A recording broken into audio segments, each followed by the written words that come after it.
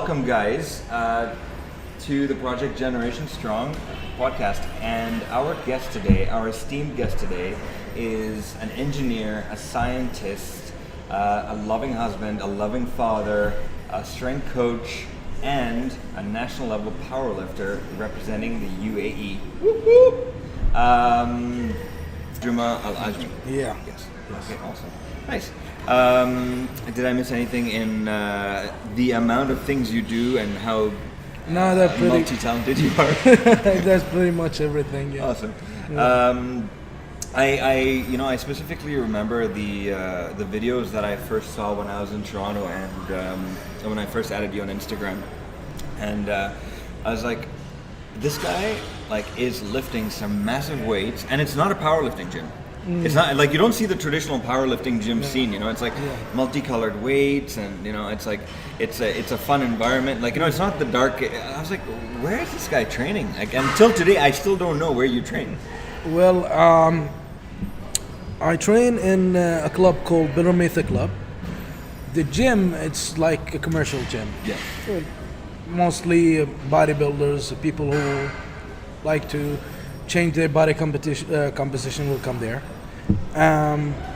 The stuff that you see in my videos, like the chains, the bands, the other powerlifting stuff, the bench blocks, all those things are mine. The gym owner recently opened a gym for CrossFit. Oh, wow. He started to get more involved in strength training, but not powerlifting, because you see that powerlifting is not much popular sport here in UAE. Yeah. Or for many reasons. People don't know about the sport, and people think it's scary. And you will get injured. Yeah. You will hurt your back. You will hurt your knees, whatsoever. So finally, I convinced him that I have a platform on my own, because he's a friend. He's a nice guy. Yeah. His name is Adil, and and also he was like a Taekwondo UAE national champion, and also I believe an Asian champion. So he's more into a strength sport, and he's doing CrossFit right now. So he's been an athlete for almost 30 years. Mashallah. Yeah. So he understands that. And the best advantage of the gym is it's close to my house. With all the responsibilities that I have, I can't afford to go to a very far away gym. So does anyone does everyone out there respect you and be like, oh my god, this is the most powerful person in this gym? Yeah. Being a bodybuilding gym, and it's I feel I used to train at one, and people just look at you. Mm-hmm. They look at you weird, and then after a while they learn to respect and some of them do. Some of the guys of my age will come in and, my friend, you should stop that. You're gonna hurt yourself. Just walk on the treadmill with us. Some of the younger generations will be subdivided. One of them will say, well, this old man must be in roids. Yeah, he must be juicing. That's 100% sure. And the other kids will come and speak to me how you get that kind of strong. I've been doing this for 20 years, guys. You should be patient. You should follow your program. You should sleep well, eat well. You have the chance. You're still young. And that's it. Mostly people will come up. At the gym, there was helpers and loaders. They all hate me. So I decided to help them to load the weight, unload the weight, and so on. It's like, that guy's here. Oh my god. Okay, I'm taking my break. Okay, let's get into the meat and potatoes. So, growing up, were you always into fitness? Well, I did a lot of sport. During that time, Dubai was let's say Dubai at that time. We had, I remember this area where the warehouse gyms was all desert. Yeah, it was like a camping area before. So right now, with all the buildings and all structure, it's different. But during my time, you do any kind of sport. Some people will play football, soccer. For me, I like the individual sport, basically. The only team sport that I played, I was really enjoying, is basketball. I started with basketball because I've seen like we had it that during Saturday time. We have seen the NFL and see like Michael Jordan, Magic Johnson at that time. How NBA, yeah. That's about the second team sport, the NFL. I'm talking about American football. I can see that. I Yeah, can see that. yeah, I love American football too. So because of the amount of skill and training that those guys do, it's just a small playground, and they keep it moving all around. How much their stamina and their conditioning is very high. Deadly. So I went at age at 9 and played for a Shabab club. Now it's called Shabab Al Ahli. For a couple of years, basketball, and I was the shortest, but I was the highest one in jumping and king of rebounds Wow. because I was jumping much higher than the taller guys. And one day, the track and field coach approached me and they said, "How come and train with us?" Starting sprinting for 100 and 200 meters, and then I didn't like sprinting at all, so I went to throwing. I started with throwing javelin because the guys were lifting weights. That's what I like about it. Yeah. They were lifting a lot of weights and doing snatches, bench, squats. So I went to throwing, started with throwing javelin and then to hammer throws. At age of 12 to 13, I was able to snatch 60 kilos for triple. I think I can bench 80 kilos. I did it once. Wow. Then, because also track and field sport is not very popular in the UAE, all about football, so we didn't get that much of attention. Yeah. And then during high school, I went to a gym, a local gym, and started training there. Wasn't looking for to be a bodybuilder. It's mostly like a bodybuilding routines and bodybuilding coaches. I started doing bodybuilding at first, and one of the coaches insisted, like, tell me go on a diet. It was for 1 month, and I said, no way, man, this sport is not for me. People are eating all What around age me. was Well, it was like age of 16. 16. Wow. Yeah. During that time, I was able to bench like 100 kg for 10. Wow. Like my max was like 140. Alex, you hear that? He's trying to bench 100 kilo for the longest time. Yeah. So I think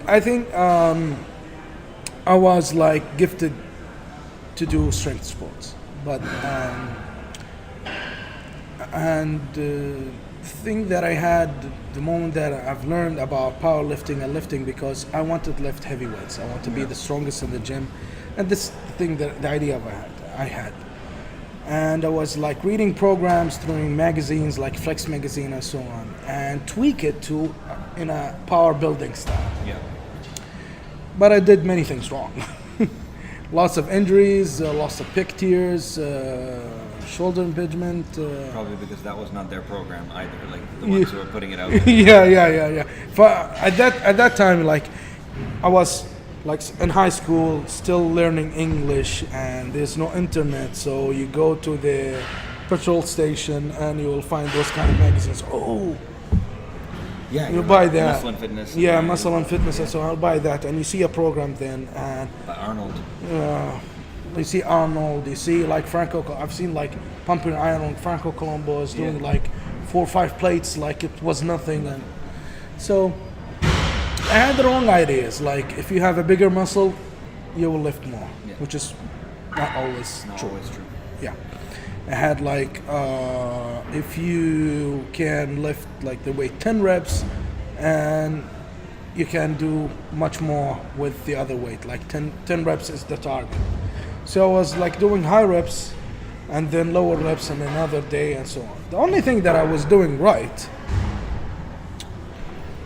at that time was frequency and variety of exercises. Like my interest at that time was the bench more, because you see in the gym, what's the strongest guy who can bench more at that time. So I was thinking, I was relating to our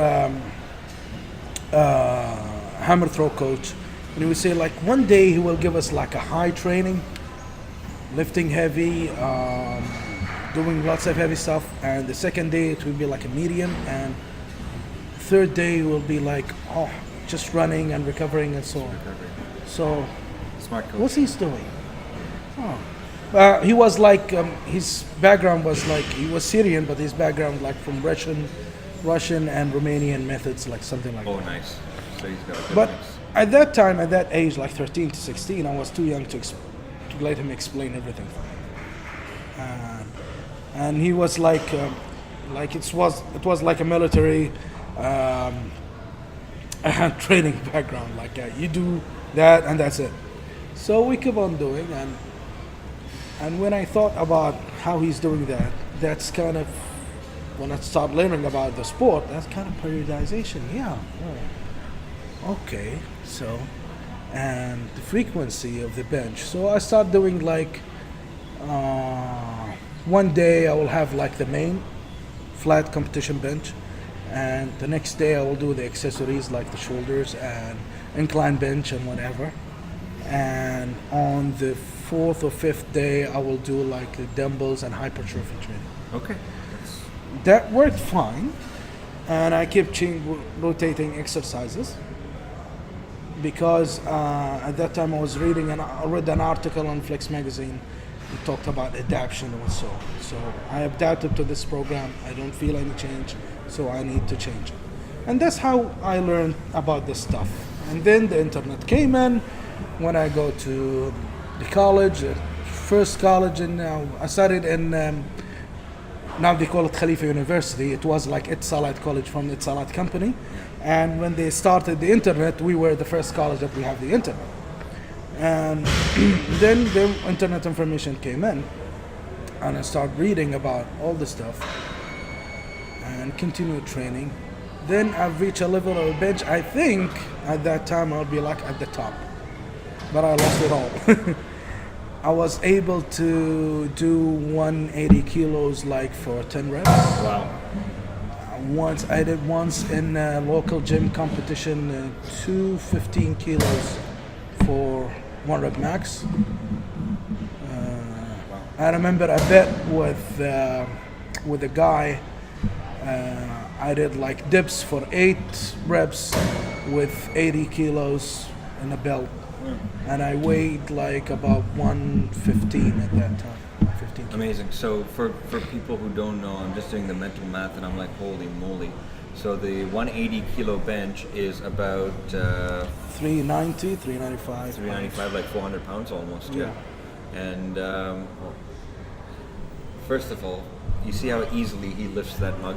It's like the Desolation of Smog mug, which Yeah. he lifts so easily. And I think the 80 kilo dip is about 200 pounds around your waist. Yeah, So- less than 180, 190 pounds. So we're talking about like a 400 pound bench for 10 reps, and then we're talking about a 200 pound dip for 8 reps, Yes. and you only weigh 250. Yeah, That's ridiculous. That's amazing. yeah, at that time. So, when I went up to the college, studying was hard. It was tough. I went to electronics engineering, like spending a whole day till night working in the labs, assembling circuits, and we went to a program, like a 5-year program, and an honors degree, and it was like monitored by Bradford University in UK. So it was very hard. Amazing. And at that time, like satellite engineering, communication, GSM was the revolution, and we should study hard for it. Then I stopped doing all kind of sport for almost 10 years. Just because you were studying and you wanted to focus? Well, I had I lost interest because at that time I've reached a level on my own. I spent like lots of money on food, let's say, buying books, reading, asking people around, and I wanted to compete. But there was like, we didn't have a federation for powerlifting. Still, we don't. We have a committee under the bodybuilding federation. And this committee now, BF, I think? yeah. And this committee now is growing with more powerlifting coming up. Good. It took them like years. But still, we're working on. We love the sport. We have a lot of people from UAE nationals are very determined for it. And they added to it like the CrossFit and fitness and whatsoever. What is the EPC? I think I see something on your wall about the EPC, Emirates Powerlifting Committee. Yeah. Is that in effect?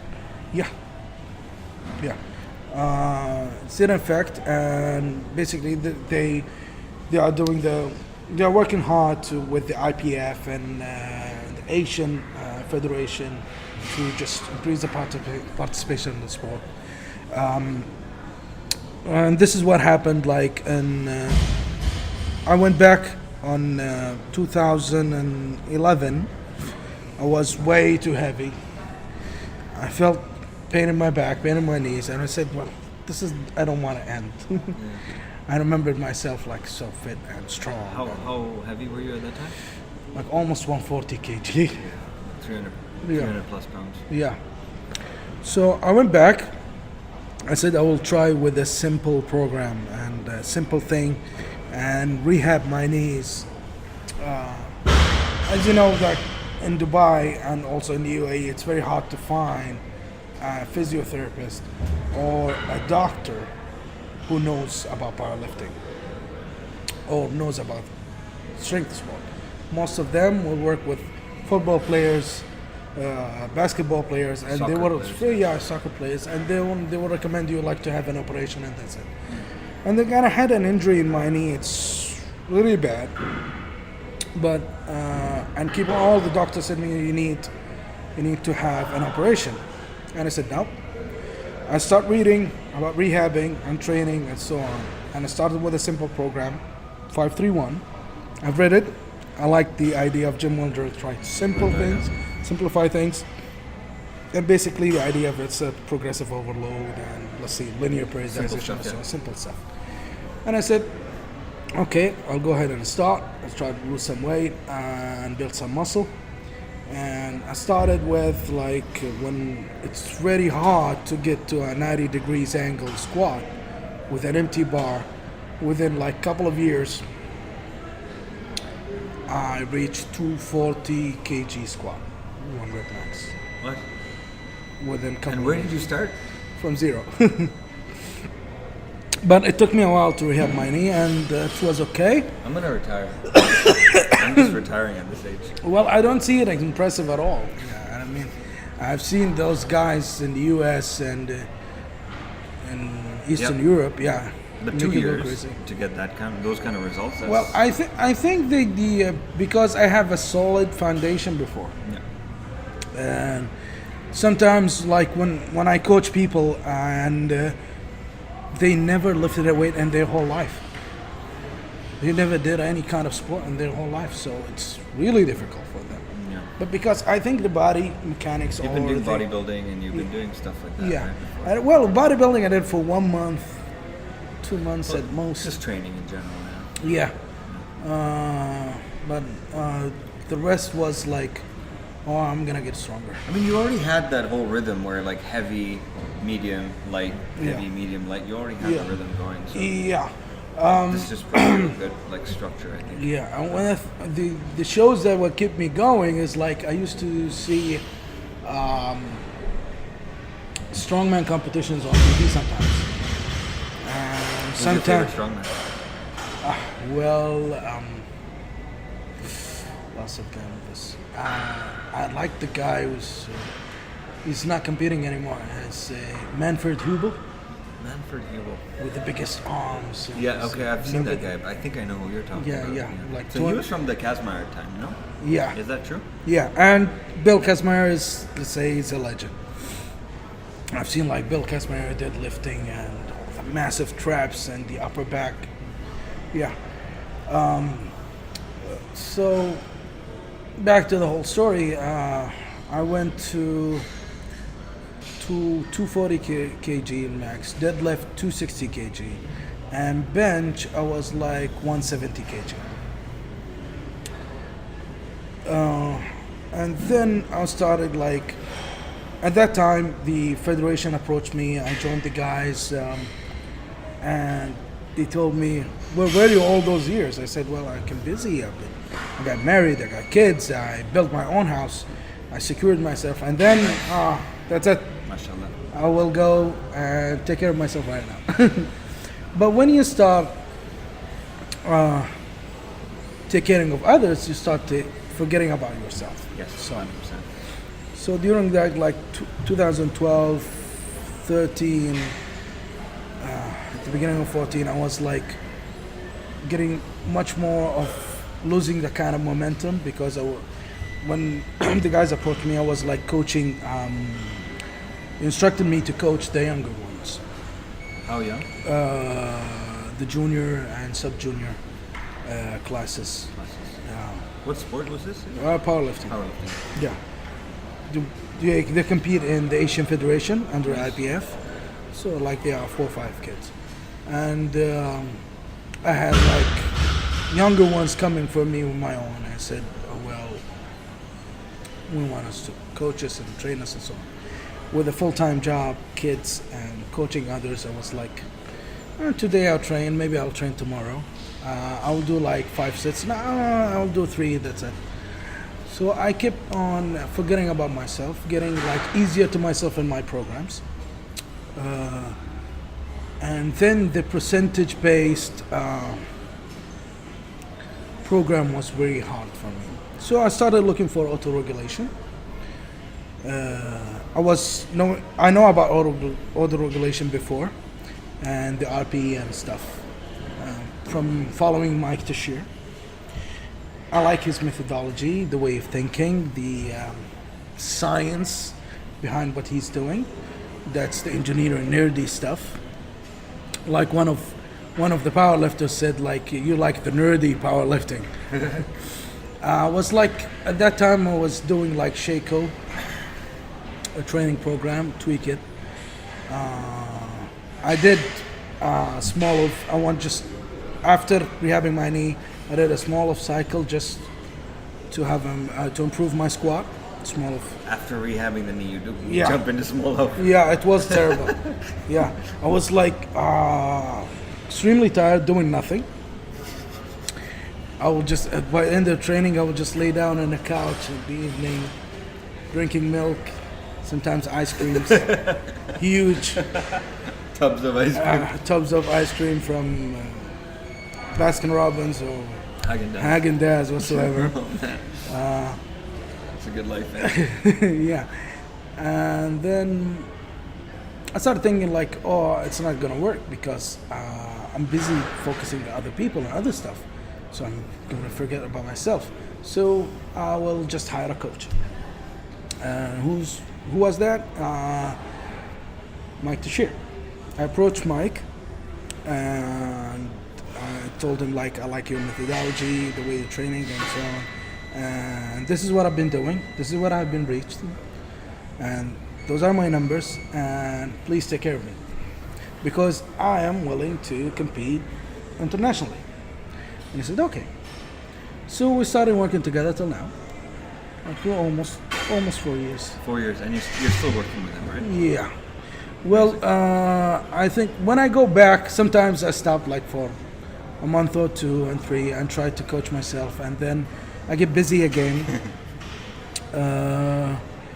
And especially like when the younger ones approach me like in their 20s or 18, 16, I'd like to keep a watch on them. That's very important for me because here in the Federation and UAE Federation and Dubai and UAE, we want to have clean sports. Yeah. And if you leave the kids, we're moving around and asking others, they will get in the wrong way. they will get bad influence, and they will have the idea, look, this guy has been lifting for years, that's why he's good. No. He's doing steroids. You see those guys in powerlifting, they are like on this 74 kg and they can bench 180, 200 kg. No. They're doing steroids. So that's why I keep on taking care of the younger ones. And it's very hard to have a full-time job and take care of others, coach others, and then take care of yourself. That's why I keep on working with Mike this year, and now I'm working with another coach with him called Jim Eli, and he's a nice guy. He's way younger than me, reminds me of my younger brother. We have a good time. I like the atmosphere of RTS with all the friends and RTS team. So I kept working with Mike and with his crew. And still, till I reached last year, I competed in IPF Worlds. Not the best performance ever, but it was good. I've reached the platform, the international platform finally, the Worlds. MashaAllah, congratulations. Thank you. And hopefully when my hand gets fixed, I get back to training. Yes. How's that going? So, for people who don't know about it, could you give us a quick what happened? Well, I was driving home and one of the a car just hit me directly when I was driving in the middle, and I broke on the left, and I broke this knuckle and 2 fingers, and I kept my hand on cast for almost 6 weeks. But you still didn't stop training, did you? Well, I kept doing like some bodybuilding stuff, leg extensions, leg curls, front squats. A lot of front squats. This is what I can do. I was hoping like at that time to have a safety squat bar, but in the gym we don't. I'm thinking of buying one. Lots of front squats. I didn't bench at all because I can't have the load on this hand because of the knuckle. Yeah. Now it's okay, but it's still the range of motion is not fully, so I cannot extend it, especially this finger. But it's out of the cast and you can actually move it. So that's So I'm doing physio. I have a physio session today, this evening, and I'm working hard on it. Sorry, I know we got sidetracked. Yeah. I think won't be an issue with it. Will be issue with the deadlift, because deadlift with strength, grip strength you need it. But with the squats, no problem. Yeah. Grip. Okay, so we were talking about competition life. So you started competing when? 2014. 2014. And how was your experience there? Well, 2014. I wasn't planning to compete in 2014, but it was Asian competition, Raw Classic, and it was in Uzbekistan. But I've seen the announcement that a guest lifter will be Ray Williams. Ooh, Ray. Yeah. So I said, well, I will compete and share the platform with Ray Williams, and I get to see real Williams, big Ray. MashaAllah. And he's huge. Because I never felt small. I'm small. And I told him, like, back at home, they asked me, oh, where a big guy, come here, big guy, come here. When I see you, they are totally wrong. And I took a photo with him. I put it on Instagram, and people here in the UAE Arab so said, well, no big guys for you anymore. It's over. Yeah, it's over, man. Yeah, it's over. We've seen that. And I competed. I got like 250 kg on squats, 175 on bench, and 250 I think, or 245 in deadlift. I think so. Which category was this? Was like a super heavyweight. Well, because I wanted to compete with Ray on the platform, I was like super heavyweight. So I was like 122 kg. That's only 2 kg. And it was a good idea because In Uzbekistan, people they have lots of meat. I love meat. They eat lots of meat, lots of meat. You love your meat. Yeah, and they have and they have good dishes there. Yeah. And they are nice people. We meet the guys from the federation and some of the national champions there, and we went to many restaurants and we ate lots of meat. I mean, the steaks are huge like that. Really? Yeah. Uzbekistan. Next trip, Uzbekistan. Yeah, and it's not expensive, so it was there. That was in 2014, and then 2015, we had like we couldn't go for the federation because we have lots of administrative issues to sort out. Yeah. 2016,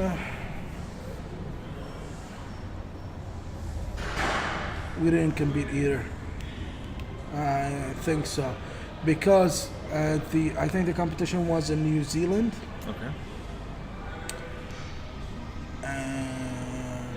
Because of the competition was so far, I think no one will come. So you'll be competing like with just a couple of people, and it's a far trip. And I had something to do with it. I was busy with something. I'm not sure. Sad. Yeah. 2017, let's go for Worlds. And that will be like 2017 Worlds. I did like 260 squat. It was during Ramadan time. I was fasting. Are you serious? It was a big mistake. Wow. I did like 260 kg squat. I had lower back pain, so I didn't do in the deadlift. It's 240. Bench, I did 175. 170, I'm not sure. And that's it.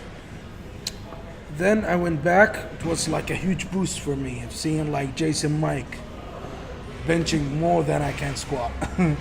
I've seen like Grant Higa. You were fasting. Yeah, but I asked that time, he said, well, during traveling you shouldn't be fasting, so. And it was like a fasting 16 hours, so. It was that like on last attempt of squat, like 275, I got like, I've seen stars at the bottom, so I was going to fall. So I went back, trained hard. December, Asians. I got second place, did 275 kg in squat. Didn't manage the back pain, so I get like 235 on deadlift, and that's it. I couldn't lift it to 2 attempts, and did 190 kg in bench. So I got the second place, and I think within a year or two I'll be like I will get into the platform of Worlds. That's my goal anyway. That's crazy, man. Like to have such so many people, they stop training when they're fasting, and for you to compete at the highest level, that's amazing. Mashallah. But of course, I can only imagine what would happen if you were fasting. Demolish everyone. Yeah. Well, in the Worlds, there are a lot of people that are stronger than me. I've seen like lots of them. But the thing about powerlifting, people they don't know about powerlifting. It's not an individual sport. You compete individually, but you have your friends backing you up. You have your coaches. You have your family. You have everything. Yeah. And without that, you're nothing. And the thing that I love about powerlifting is we gather together and from different areas, from different nationalities, from different backgrounds, different races, and we forget all about that. And we focus on what we love. We focus on powerlifting. And I made lots of friends with powerlifting. I avoid like the conflicts. I'm better. I know better. I'm a better coach than you. I know better. That's it. I just listen and that's it. I just follow the science. If it's accepted, I'll go for it. And that's it. I'll try to enjoy the sport, enjoy having friends, getting together and talking about what we love the most. Nice. Before we move on, can I get you a bottle of water? I totally forgot to bring you a bottle of water. That's okay. Yeah. I'll keep on drinking the coffee. Okay, so now as Hamad, the strength coach, so we'll go into something called Eat, Sleep, Train, Repeat, where we ask you strength code questions and you give us the answer for whatever you feel. So training schedule for the year, do you generally break it down into blocks? Yeah. Do you have everything scheduled out for the year, or do you take it month by month, 2 months by 2 months? For the people that I coach. Yes. Mostly if they have a competition, like I have people in college, they have the university, one of them, they will compete in bench, AUS. university competition. Some people have like a gym competition. I will just have the date and time and try to schedule it. Others maybe don't, so I will just pick up a date with its cycle like of 12 weeks or. Beautiful. Okay. And then we'll have like a gym test. Mostly like some of them, if they will travel and try to adjust travel, vacation, business trip, whatsoever. Try to adjust the training according to their program. So 12 to 16 weeks, ideally, you would say would be the best. Generally, when you're coaching people. Yeah. And yourself, when you're training for the world or world championships. Mostly at the same, 12 to 16 weeks. So 12 to 16 weeks of serious, like just head down, only powerlifting. Yes. Now, from what I gather, you're a scientist and you're an engineer, and you have a very, very busy life there as well.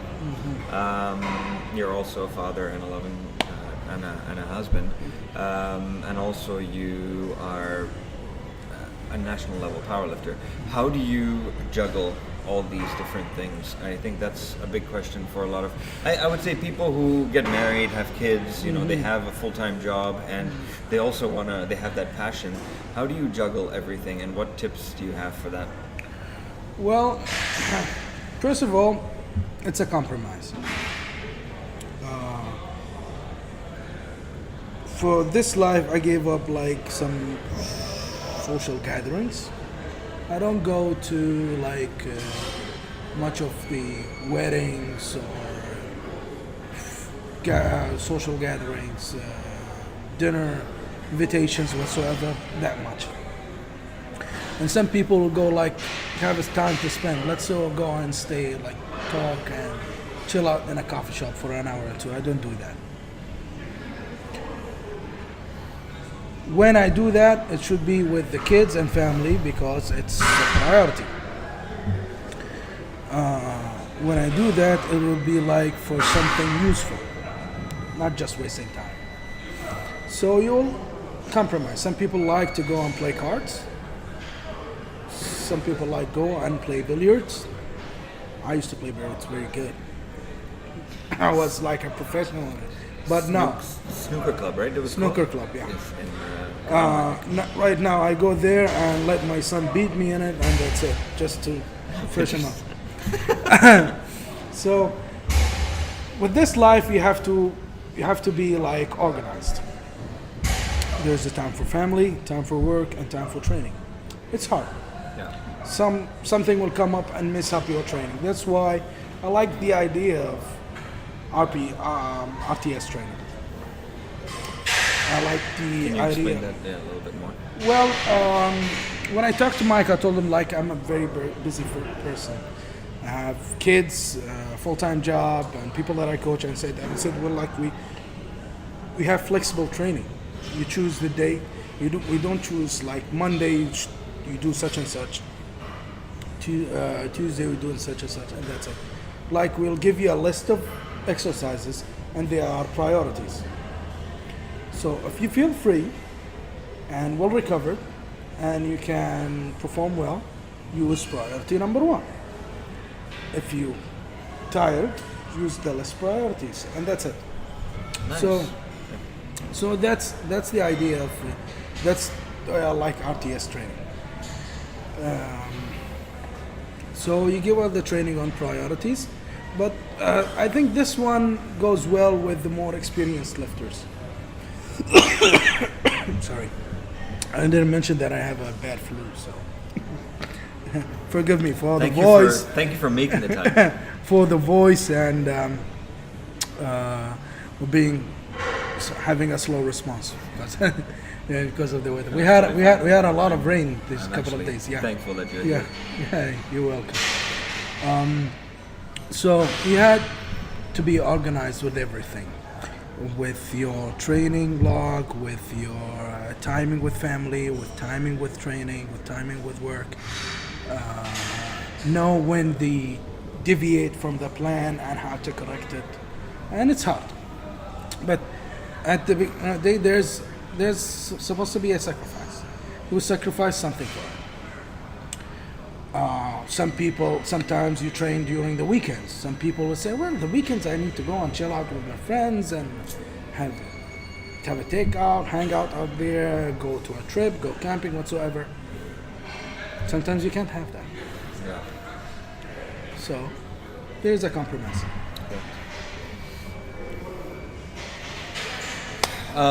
Is there any ritual or anchor that you have that when you're tired or when you're down and you want to go to the gym, what can you use? What do you use as motivation? Like I put in a song or something like that. I slap myself around. It's like, okay. Well, there's one of the lifters that I respect most about what he's saying and what he posts on Instagram. Ray Williams. I've seen Ray Williams when he works hard, and I see the videos of Ray Williams, and plus that I've seen a lot of photos with his family and kids, and I believe they are his biggest motivation. And then I look up to my kids, my family, and so on, and I say like, this would kind of motivate me to train. Okay. I remember my kid was watching me like doing the IPF Worlds, and he said, well, I've seen you, Dad, lifting, and you got like three reds, the same as failing my math test. It's simple and silly. Sometimes a few words from a silly kid will motivate you. That's what I like about Ray Williams. He was like almost like relating to his strength to God, to his family, to other people who can push him. And I didn't mention that he is a very humble and nice person. When I talked to him, he was really nice, really nice. And I will look to other lifters also and say, while I am busy and tired, they have their own lives and they are working hard. Yeah. So if I want to be like them, I have to do like them. That's it. Like Grant Higa, family man, working hard, and he was training much harder. So do you know your competition? Do you ever look at your competition and be like, you know what? He's doing that. I gotta get to the gym. I gotta get my ass to the gym, and this is what I do. This is what I do. But I don't feel for the time being. I think I don't take them as my competition because lots of people are way stronger than me.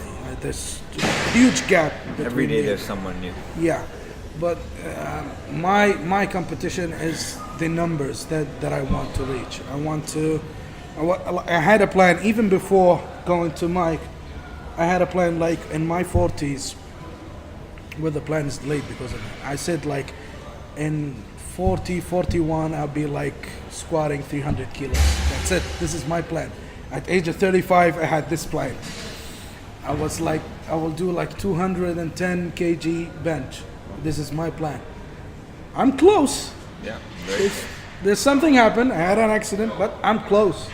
I'm close. It will happen. Eventually it will happen. And this is what I think about. I have a plan. I have to reach that goal. That's it. I look to other people to say, well, this guy is working hard. I have to work hard. just to motivate me, but not saying, well, I have to be better than this one. No. Yeah, no, just Well, yeah, if you can be uplift somebody and Motivating, win, yeah. yeah, it's motivating. But the thing that motivates me most is like I have a plan. I need to reach this number. okay. I have a plan. I have to work hard. I'm just giving that time, which is I can invest it in more better things. I can invest it in my family. I can invest it in my just invested in my friends. I can invest it in many things. Yeah. But I'm investing this time on my strength and my training, so I have to do it. We want to know what your goal numbers are. Could you tell us your goal numbers? So, Well, like right now, and when can we celebrate this victory? well, to be 285 kg, 290 by let's say by June. 290 by June.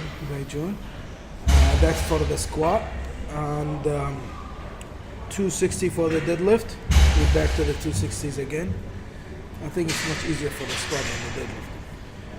And 200 kg for a bench. If I can do it, I will throw a party. Am I invited? Yeah, sure. 290, 200, and 260. 260. Yeah. I'll remember to shoot you a message. Sure. Okay. Okay. How did your training? I asked Patrick this as well, but training to bench 100 to 200 is different. Training to bench 200 to 300 is different, and then training to bench for 300 to 400. I'm talking about pounds. So Yeah, no, it's okay. It's okay. I can relate. To How did your or what advice do you have for people like myself who are trying to go from that 315, 330 mark to the 400 pound bench? Well, I believe getting to 200, it's for the guy who's never trained at all. It's the first obstacle, but it's not that much of a hard goal. So training for me, it didn't change that much. But going from 200 to 300 to 400, training was changed because I was like I remember from 200 to 300, I was focusing more into a different movement angles, like different stances, different grips. I was like doing wide grip, close grip, and so on. And then from 300, I struggled to the 400. I was looking like I missed the shoulder strength. Okay. Okay. So like adding more of let's say overhead presses, behind the neck presses. Sometimes I do it with the dumbbells. So I was doing that like for hypertrophy. It was like more like the least would be 8 reps. 8 reps, 10 reps, 12 reps. Frequency was much higher during the 300s to 400. So you're benching a lot more. Yeah, and the volume increased. So you're benching a lot more, the volume increase, you're Yeah. focusing a lot more on shoulders. Yeah. So when at that time when I was doing this, something is not working anymore, I will try to go and look what is wrong. What I'm missing. Yeah. Where did I feel that there's something missing?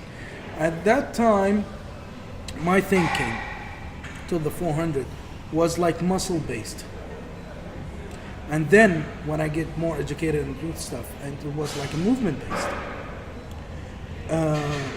But I was doing like something in a movement base during in between because it was logical for me. Like if changing the grips, I will say like I will change the distance and this will work the triceps more.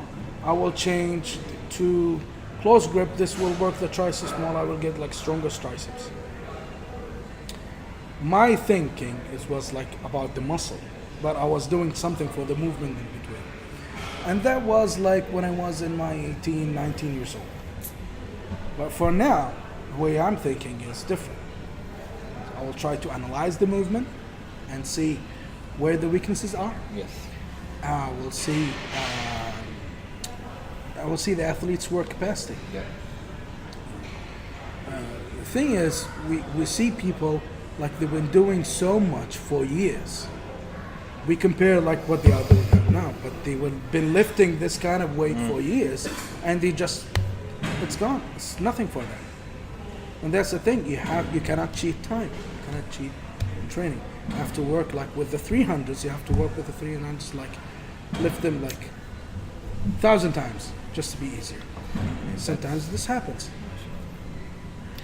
Like I've been doing like 180 kg for almost like the last 10 years. And 180 kg is like my baseline. If I like train not much as hard, 180 kg will be like my baseline. I won't go below that. 180, 170 kg. Okay? So then you will go with the volume, with the 70% or 80%. You improve that kind of volume and just break that barrier. Amazing. And this is what I've done, and this is what I'm doing right now, and I think it's working fine. Mashallah. And if it's working, if it ain't broke, don't fix it. Yeah, right? Favorite accessories. So these are just like one movement that you like for the big lifts, the main lifts. So for example, what's your favorite accessory, or you feel like the most bang for your buck accessory is when it comes to the squat? I will say for the 3 lifts, pause. Pause, eh? Yeah. So pause squat, pause bench, and pause deadlifts. Yeah, you are not in the pause. I think people will talk lots of benefits in the pause, but there's one of the benefits that I've seen in a pause training is it will teach you to grin more. Like sometimes, how many times that you lifted a weight and said, no, but when you have to, you think through your mind like, if I waited just half a second, I would have had it. You'd have had it, yeah. Yeah. So pause training will give you that. Nice. So we're talking pause in your weak spot. So your sticking point. Yeah. Yeah, pause in your sticking point. Pause in your sticking. Okay, cool. Training, nutrition on and off season. So when you're off season competition and when you're coming like 16 weeks away from, do you change much or do you keep it steady? I don't change much, but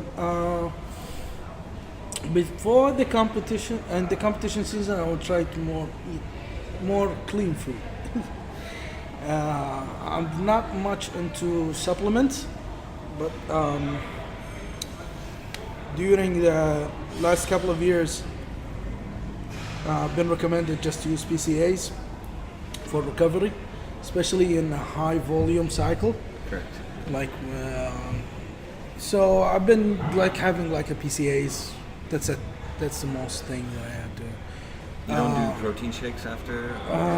No. This will upset my stomach. Most of the protein shakes will upset my stomach. I've tried variety of them and protein shakes. Why should I have them? It's just like if you had just a protein intake, you can have some eggs. You love your meat. Yeah. I can have like different meals. During last year preparation for the Worlds, my wife give me a bag at work with different 3-4 meals prepared before that. Grilled salmon, organic salmon, and she will always buy that for me. Yes. I like the salmon. I will have like grilled chicken breasts, rice, and it's only like a small meal. Same like a bodybuilders, what they will do. Just clean. Just clean food, yeah. I'm not into sweets, so Lucky I don't man. buy them. Well, I don't like sweets much. I'm more into like fat food, juicy. More crazy about burgers. What's your favorite burger joint? Uh, in Dubai? in Dubai. 'Cause I'm still looking for one. Most of them are the same. Most of them are the same. The best burger that I do, the one that I do at home. Yeah. There's if you know a butcher shop, they can give you the burger, and you have your own recipe and everything. Amazing. But for let's say for the people who are saying they have like the best meat, I will say that Burger Fuel mentioned that they have the organic and grass-fed New Burger Zealand, New Zealand beef. So I like their stuff. I like what they add, their add-ons also. They taste differently. I'm trying to show you something. So we did this. I don't know whether you followed it on Instagram. Yeah, I've seen it. The burger, the 1 kilo burger. Yeah. And we had to finish it, and that just got over. I think I'm posting the video of it, and it's like that's the burger, and it's made by one of my like good friends who's trained in New York, and I find the best burgers in Dubai. But again, it's at home. Where? He makes it at home. He makes it at home, and he came to my place, and we had this competition in my place. But How many patties? Four 250 gram patties. That's easy. Okay, next time you're invited. Next time you're invited. It's easy. After heavy session squat with almost like 10 sets or 12 sets, it will be easy. You're invited next time. We're gonna have one every month, and we're building a crew. And Yeah. I see, like I've tried. I've eaten 4 burgers from Johnny Rockets. the big ones. Yeah, the originals. I've eaten once 4 burgers, but I was like way too hungry. In 6 months. In 6 minutes. No, the timing is. So we had timing. We had timing. 6 minutes would be an issue, but I will try. Okay. I'll try. Okay, so you're invited next time.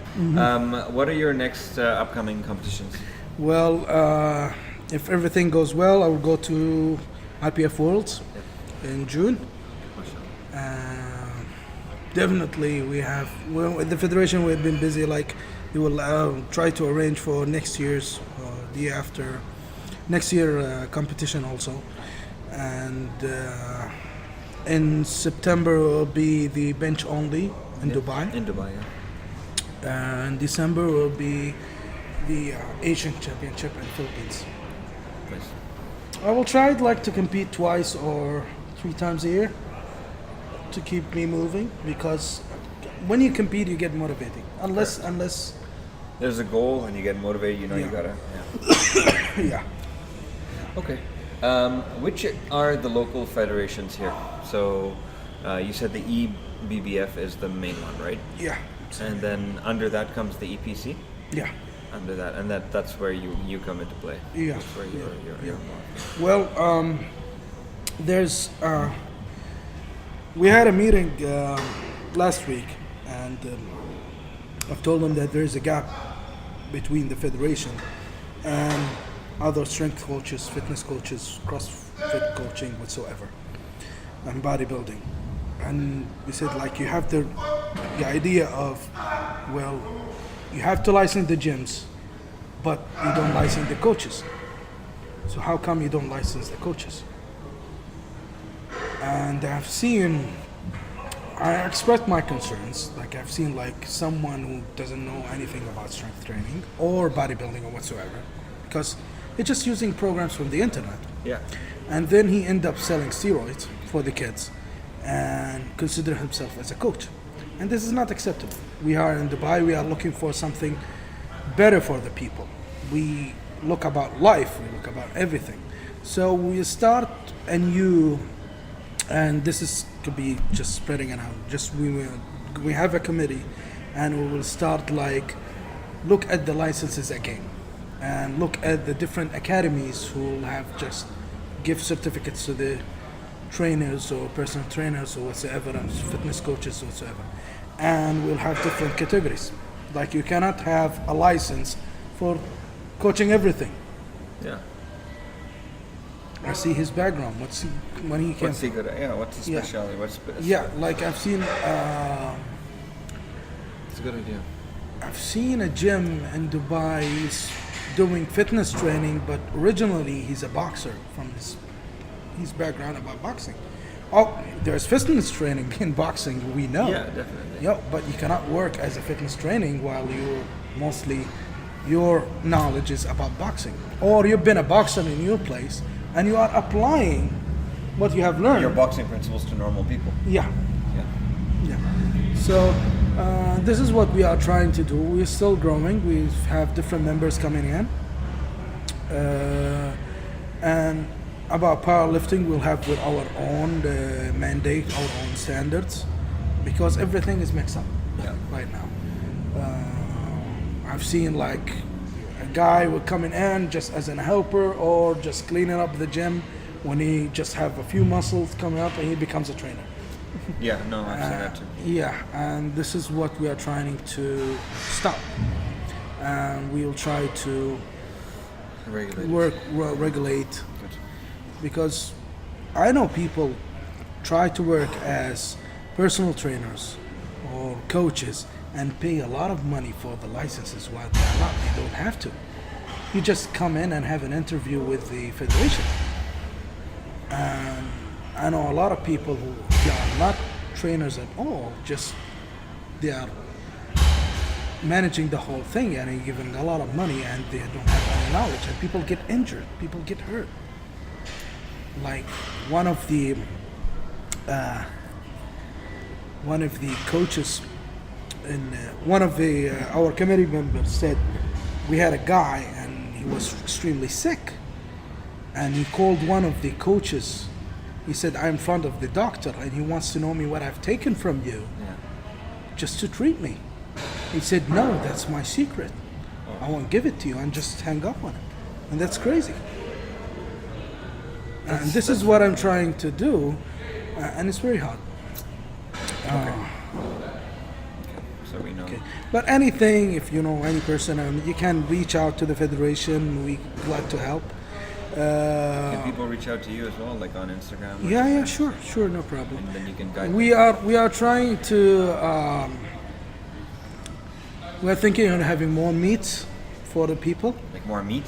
No, I think competitions. More meat for the people. Yeah, I'm sure I'll be happy to join. More meat and more meat. Yeah, and people tried more to participate from all around the UAE, from Dubai, especially this area of Dubai. Patrick is working hard on this, and I introduced him to the federations members, and hopefully powerlifting will grow more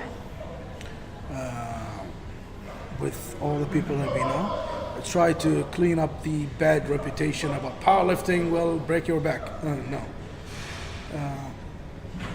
And hopefully It everything will be break fine. your back if your form is horrible. Yeah, for sure. The break your back. Yeah, I've seen a lot of, like, I've seen a guy he's a bodybuilder and he's been competing and posing and he got a nice body. Yeah. But he's giving one of the guys he's training a deadlift, and it was horrible. My form is not perfect, but this is really horrible. Horrible.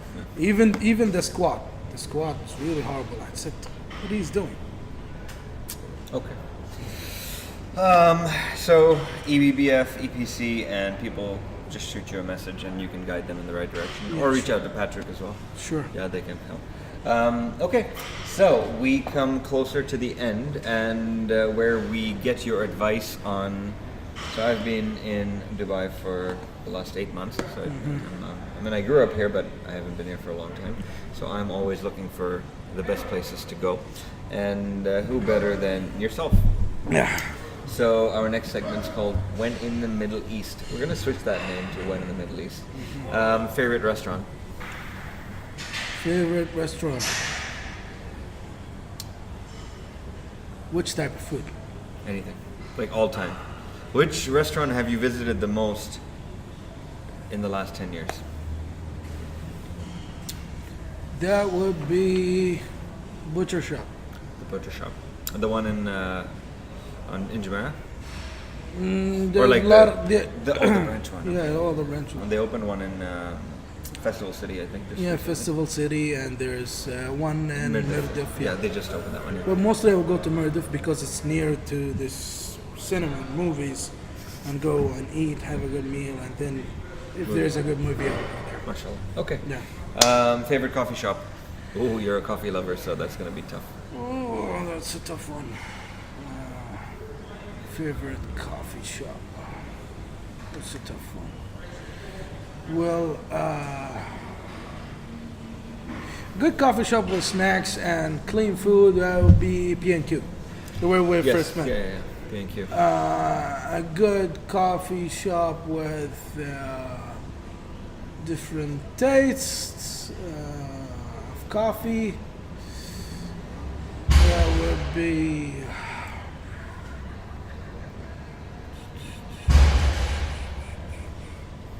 I don't know.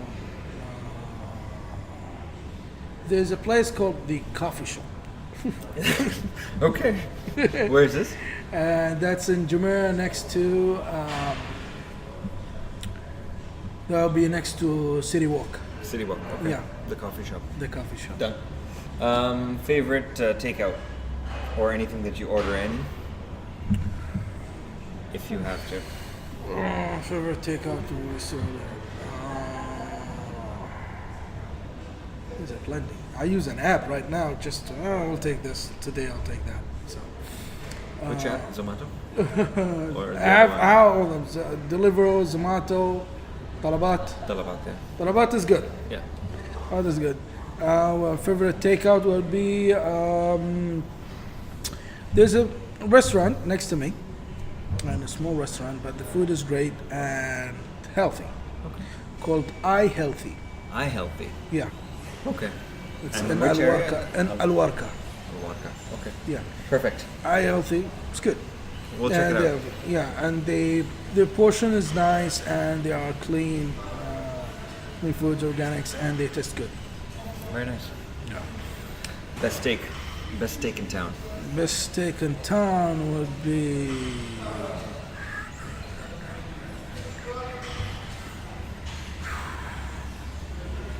I mentioned butcher shop, and there's another place. I don't remember the name.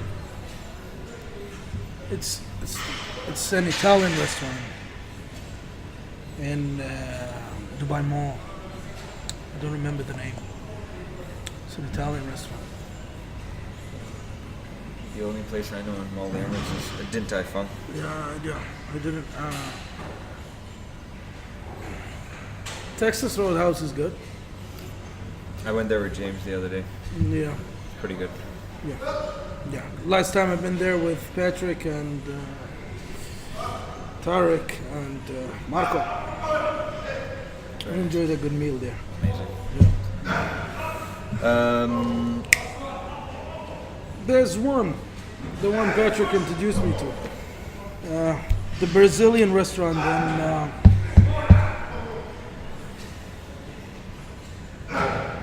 something de Brazil. It's in Emirates Mall. We got the best meat. Yeah, the best steaks and I'll check grills. it out. Something de Brazil. Something de Brazil. Yeah, it's very nice. Yeah. Best place to find supplements in the Middle East for you? Well, you're not more of a supplement guy, so I don't know. The supplements that I bought most of the time is from a company called Big and Fit from SciTech, and the only reason that I had is they taste good. Okay. Big and Fit from SciTech. Yeah, their brand is SciTech, Yeah. and their PCAs and let's say pre-workouts and other shakes, they taste good. They taste good. Yeah. Okay. We'll get a list of people that you follow or you recommend to follow soon, and then I'll just post it in an Instagram post, I think, because I know there's. But we move on to our next segment, which is called Crazy, Stupid, Strong. where I give you about 8 to 10 questions, like options, and you tell me which one you prefer. So you already asked our first question, Hulk or Thor? Yeah. Hulk, right? Mike T or Shiko? Mike T. Biryani or Mendi? Biryani. I think we should repeat that. Biryani or Mendi? Biryani. Biryani. Shawarma or Manakish? Shawarma. Ferrari, Lamborghini? Both of them are the same for me. I'm not into sport cars, but I will say Lamborghini. Lamborghini. Ice cream or salad? Salad. Arnold or Sylvester Stallone? Rambo or Terminator? Rambo or Terminator? Terminator. Arnold. Batman or Superman? Batman. All right, on that bombshell, let's come to our conclusion. So, I think first question would be, what advice would you give your 20-year-old self, 30-year-old self, 20-year-old self and 30-year-old self? 20-year-old, tell myself, don't be greedy. Don't be greedy. Have patience. Good things will happen at the end. Amazing. 30? 30. Take your time.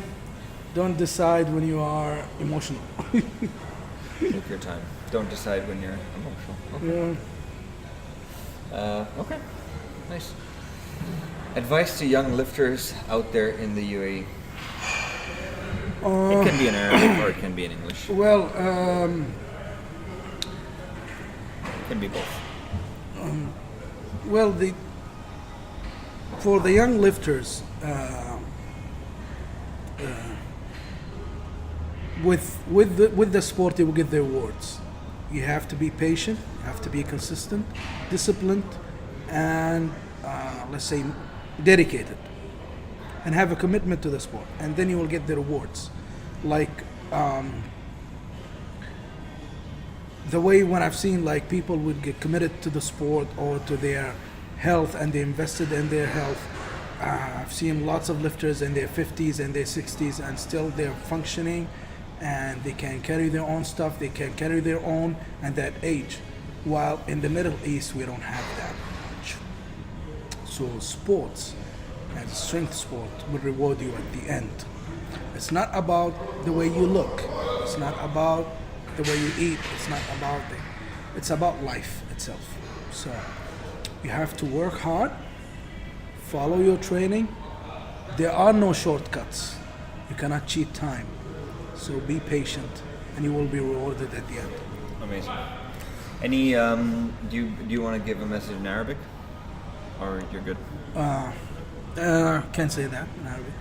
بالنسبة لكم يا شباب الرياضة أهم شيء تسوونه وتستثمرونه في حياتكم في أجسامكم. ما في اختصارات. الرياضة بالنسبة لها مش مسألة منظر كيف أنا الناس تشوفني كيف الناس كذا، هذا جزء من العملية، لكن أهم شيء صحتكم. كيف وضعك أنت في 50 و60 و70 وتقدر تمشي حياتك، تقدر تتعاون مع الناس، تقدر تشيل أغراضك، تقضي أمورك ومصالحك في النهاية، هذا الشيء بينفعك أفضل من أنك أنت تستثمره وتهدره في الألعاب وفي اللي كذا وتم جالس وتطالع أفلام وكذا. أهم شيء أنك تكون مستمر وما في اختصارات وما في منشطات وما في شيء، هاي كلها مضرة. That's it. Awesome. Hamad, thank you so much for joining us. Is there anything else you want to add before? That's it. That's it. I'm pretty much of anything. Amazing. I've been talkative today. Well, thank you so much for coming by. I know you're not feeling too well, and That's okay. it's still amazing to have you. And thank you for your time. And we definitely, I definitely got a lot out of that. And obviously, we wish you best of luck. I know my English is not perfect, but I hope I've explained everything. You've definitely communicated the message very, Yeah, very nicely. And we wish you best of luck for the journey to the Worlds and the benching and Asian, if you're going to do all of them. Sure. And we definitely are going to follow you and give you shout outs. And maybe in June we'll send you a little message and Sure. definitely want to